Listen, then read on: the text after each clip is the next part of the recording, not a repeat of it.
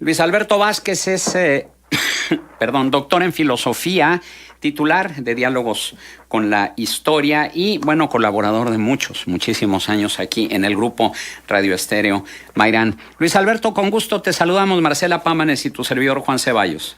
Muy buenos días, Marcela, Juan y a todo el auditorio. Muy buen día.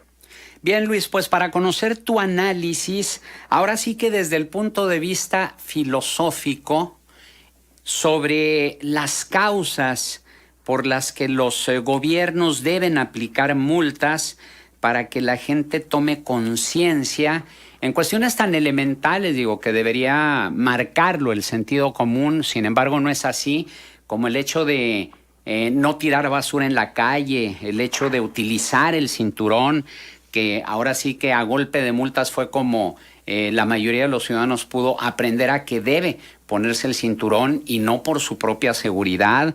Y ahora, con esta multa... Lo de los celulares que también... exactamente, lo de la utilización de los celulares al conducir.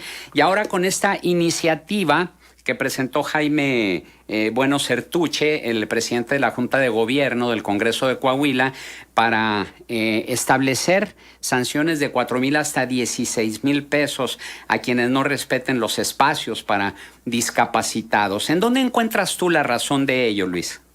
Miren, en primer lugar, el ser humano es un ente social. Forzosamente requiere de otros seres semejantes para crecer y configurarse como tal. Requerimos de la interacción y de la convivencia con otros seres humanos para educarnos, para desarrollarnos y hasta para producirnos. Ser social significa objetividad de las formas históricas de comunicación y actividad de los hombres.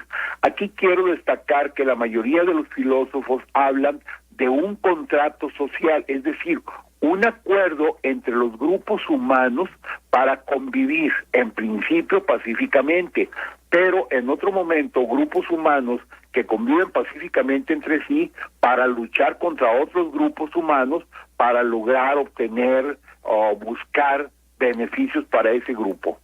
Todo esto es a través de fuerzas comunitarias que son necesarias y que no, todas ellas no dependen de la voluntad y la conciencia de los hombres, sino que son indispensables en esa convivencia para que pueda haber trascendencia y desarrollo.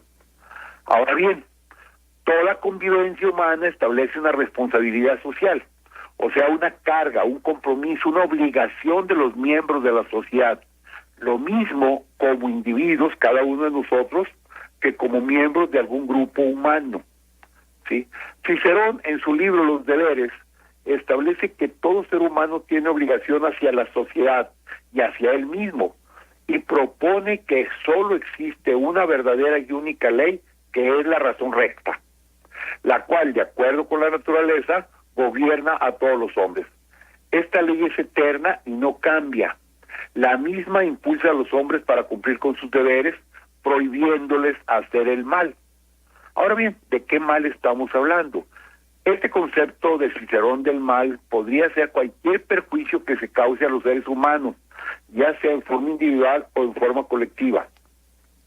Esta responsabilidad que tenemos se traduce en respeto a los demás, respeto a su dignidad, a su libertad, a sus derechos jurídicos, a la conservación de sus bienes materiales y espirituales y a su integridad como personas y como comunidades. El filósofo Jean-Paul Sartre dijo que estamos condenados a la libertad. Esa fue la frase precisa de él. En ese mismo concepto, el hecho de que seamos seres libres nos plantea como seres obligados, como seres responsables, y estamos obligados a las acciones comunitarias y a la toma de decisiones, tanto en lo público como en lo privado. Así debemos establecer políticas y prácticas que promuevan y protejan a la sociedad y a su futuro. Y ahí es donde se inserta precisamente esta pregunta que ustedes plantean hoy, esta situación. No voy a entrar a discutir si es mucho, si es poco el monto de la multa, ¿no? Sino que lo importante es que tenemos que ir generando una ética de responsabilidad social. Hay un principio fundamental que me interesa mucho destacar. La filósofa española Adela Cortina hace una distinción entre lo que ella llama la ética de máximos y la ética de mínimos. Dice que la ética de mínimos son aquellas acciones mínimas, esenciales, que todos los seres humanos debemos respetar para poder convivir bien y para que nuestra sociedad se vaya desarrollando. Estas éticas mínimas o esta ética de mínimos ha ido cambiando a lo largo de la historia. Por ejemplo, en la época de la Roma imperial, en el Coliseo romano había unas matanzas terribles, tanto de animales como de seres humanos, y para todos era lo normal, era común verlo. Hoy en día esa situación ya no es común, para nadie es común ver matar a un ser humano, pero tampoco está siendo común ver matar a un animal. Esas éticas que en un momento dado fueron comunes, hoy se han convertido en éticas de mínimo. Quiere decir, lo mínimo que yo puedo tener de ética es respetar la vida humana y respetar la vida en general, tanto de animales como de seres vivos, plantas y demás. Pero a lo largo de su historia, el ser humano ha ido generando éticas de máximos, y esas las vamos haciendo nosotros en nuestras personas, en nuestras familias, en nuestras comunidades, como por ejemplo el que en una familia se defina que aquí cualquier persona que toque la puerta para pedir una ayuda se lleva algo, aunque sea una sonrisa, pero algo se le da. Ahorita ustedes han planteado varias situaciones de conductas que normalmente eran conductas aceptadas, el manejar sin cinturón de seguridad, el usar el celular a lo largo de estar manejando, no poner atención, tirar basura, etcétera, etcétera. Todas esas eran conductas que generalmente se aceptaban. Hoy se están convirtiendo en éticas de mínimos. El mínimo es que te pongas el cinturón. El mínimo es que no uses el celular mientras manejas. Entonces, toda acción de este tipo... ¡Cállate, Bobby! Toda acción de este tipo va haciéndose enfocada. Perdón, porque... No te preocupes. Toda acción de va enfocándose a permitir el uso adecuado de los bienes del mundo y debe considerarse como una acción positiva. Por ejemplo, ¿es corrupción destruir el medio ambiente? Somos muy sensibles ante la corrupción gubernamental, sí, pero somos omisos ante actos de corrupción ciudadana, urbana, que realizamos las personas que vivimos en esta comunidad, pero que fingimos ignorancia cuando nosotros la realizamos. Yo critico al que va a mi lado, que va hablando por el celular, pero en cuanto suena el mío lo empiezo a contestar. Entonces, todo esto es un problema que va ligado a la corrupción, a la impunidad, a la inseguridad. Pero esto es parte de la irresponsabilidad de nosotros, de los ciudadanos. Creemos que la libertad nos da derecho a disponer del medio ambiente, de la ciudad, de los servicios públicos, de las demás personas, pero no somos conscientes que toda libertad, en especial, implica una responsabilidad social.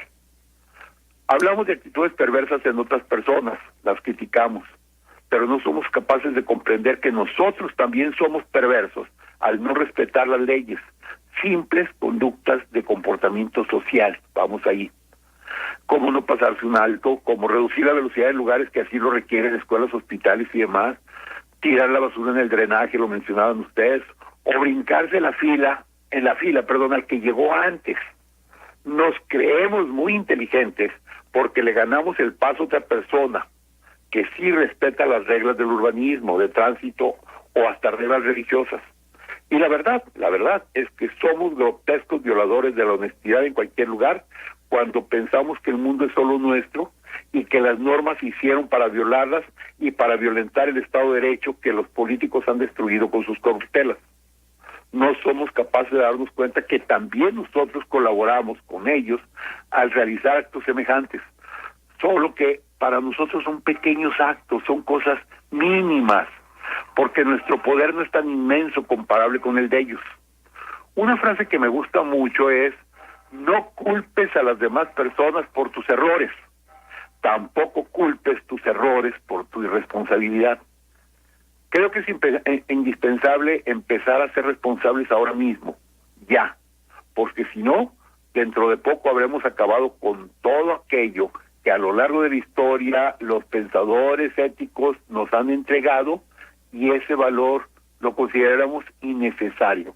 Hay un concepto con el que quiero terminar diciendo que es así: el hecho de que alguna cosa mala todo el mundo la realice no la convierte en buena, y una cosa buena que nadie realice no deja de ser buena para nada.